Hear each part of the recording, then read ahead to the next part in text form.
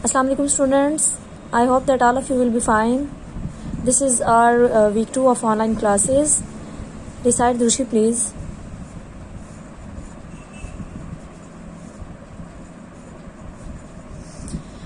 Okay, in grammar portion today we are going to learn direct and indirect narration.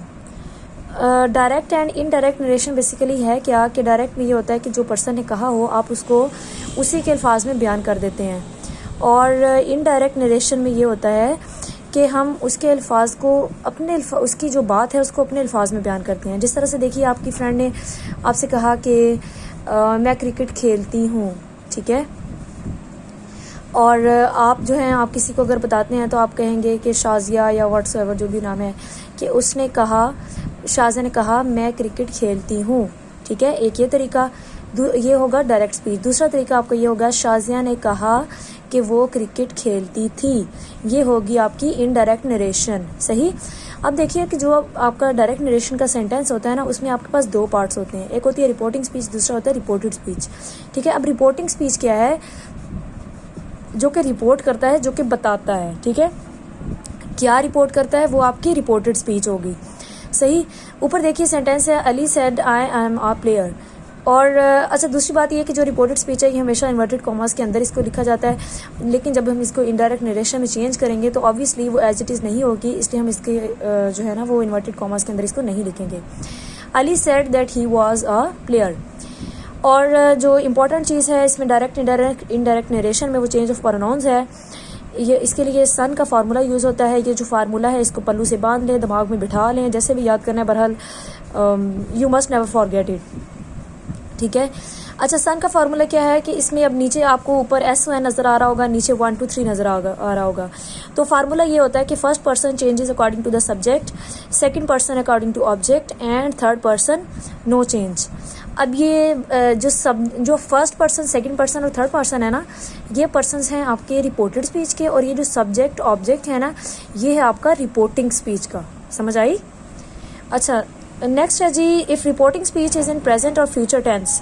अगर तो आपकी जो reporting speech है ये जो प्रेजेंट टेंस में या फ्यूचर टेंस में हो तो रिपोर्टेड स्पीच का टेंस चेंज नहीं होगा। क्लियर? अगर प्रेजेंट या फ्यूचर टेंस है तो रिपोर्टेड स्पीच का टेंस चेंज नहीं करेंगे। मैं सिर्फ टेंस की बात कर रही हूँ, मैं किसी उसके जो प्रोनाउंस हैं या जो हेल्पिंग वर्ब्स हैं या फिर जो वर्ड्स होते हैं मैं उनकी बात नहीं कर रही हूँ, मैं सिर्फ टेंस की बात कर रही हूँ, ठीक है। एग्जाम्पल देख लें नीचे, he says I am owner of this shop. He says that he is owner of this shop. Sorry, this नहीं बल्कि दैट आएगा। और अगर यहाँ पे हमारे पास वाज ऑनर होता तो ऑब्वियसली हमने इसको that he was owner of that shop लिखना था। नेक्स्ट देखिए, फ्यूचर इंडेफिनिट टेंस के साथ इसकी एग्जांपल दी गई है, ही विल से आई परफॉर्म्ड माई ड्यूटी। अब बाहर आपका फ्यूचर इंडेफिनिट टेंस है, अंदर है जी past indefinite tense. He will say that he performed his duty. Okay जी, दिस इज द पॉइंट जहां पर कि आप कह सकते हैं आपका सही मार्क का स्टार्ट होता है। अब डरिएगा नहीं, लेकिन थोड़ा सा इसको आपको याद रखना पड़ेगा। रिपोर्टिंग स्पीच क्लियर है, जो कोमास से इन्वर्टेड कोमास के बाहर है और वो जो कोमा हम लगाते हैं उससे पहले है, वो हमारी रिपोर्टिंग स्पीच है, ठीक है। अगर रिपोर्टिंग स्पीच आपकी पास्ट टेंस में हो, this can be past indefinite, this can be past continuous, past perfect, whatsoever, ठीक है। अगर रिपोर्टिंग स्पीच उसके पास्ट टेंस में हो तो फिर क्या होगा कि जो रिपोर्टेड स्पीच है, जो कोमास के अंदर वाला हिस्सा, अगर प्रेजेंट इंडेफिनिट में होगा तो पास्ट इंडेफिनिट में उसको चेंज कर देंगे, प्रेजेंट कंटिन्यूअस में होगा तो पास्ट कंटिन्यूअस में चेंज कर देंगे, प्रेजेंट परफेक्ट में होगा तो पास्ट परफेक्ट में चेंज कर देंगे, पास्ट इंडेफिनिट होगा तो पास्ट परफेक्ट में चेंज हो जाएगा। यहाँ पे ज़रा दिमाग को मतवज्जो कीजिए। अगर पास्ट इंडेफिनिट हो तो पास्ट परफेक्ट, पास्ट कंटिन्यूअस हो तो पास्ट परफेक्ट कंटिन्यूअस, विल शैल होगा तो वुड, कैन होगा तो कुड, कैन कुड में चेंज हो जाएगा, और मे माइट में, ठीक है।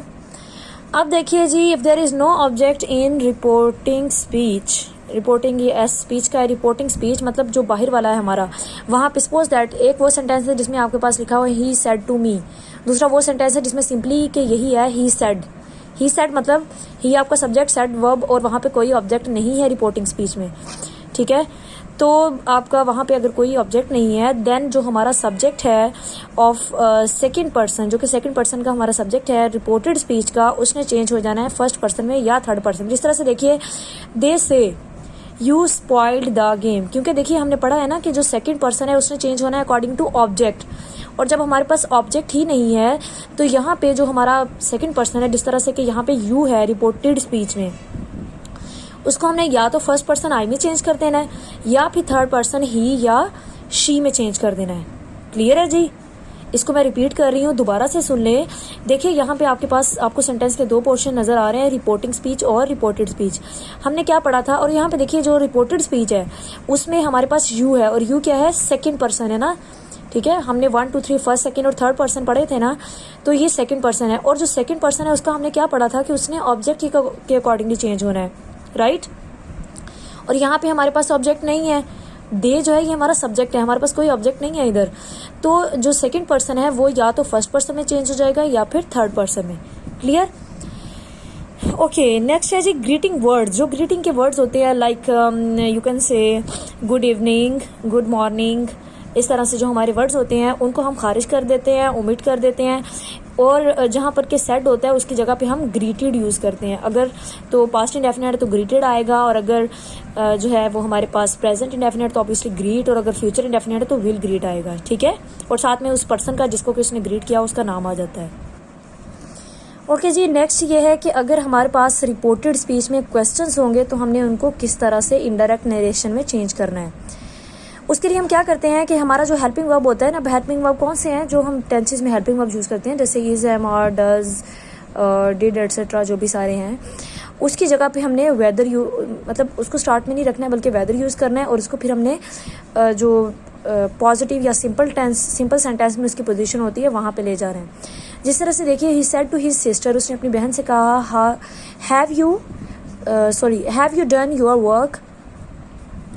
ही आस्क्ड हिज सिस्टर, तो जो क्वेश्चन होते हैं उसमें हम सेड टू की जगह पे आस्क्ड लिख देते हैं, पूछा। He asked his sister whether, और यहाँ पे जब कॉमास को ख़त्म करेंगे तो यहाँ पे दैट नहीं आएगा बल्कि वेदर या इफ़ आएगा। इट्स अप टू यू, आप जो भी यूज़ करें। वेदर शी, और सिंपल सेंटेंस की इसकी जो स्ट्रक्चर है वो सिंपल सेंटेंस का हो जाएगा, इसको फिर हम क्वेश्चन की फॉर्म में नहीं रखेंगे। Whether she had done her work, ठीक है। इन केस अगर हमारे पास डबल क्वेश्चन हैं, डबल क्वेश्चन को से जिस तरह से why did you show negligence, ठीक है। अब यहाँ पे वाई भी है और डिड हेल्पिंग वर्ब भी है, तो ये डबल क्वेश्चंस होते हैं। डबल क्वेश्चंस क्या करते हैं, double questions written the question words. Question words कौन से, ये जो हमारे WH वर्ड्स होते हैं ना वो।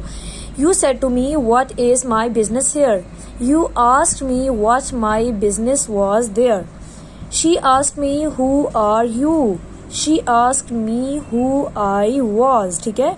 क्योंकि बाहर जो है वो पास्ट इंडेफिनिट है, इसलिए हमने जो प्रेजेंट इंडेफिनिट है अंदर उसको भी हमने पास्ट इंडेफिनिट में चेंज कर देना है।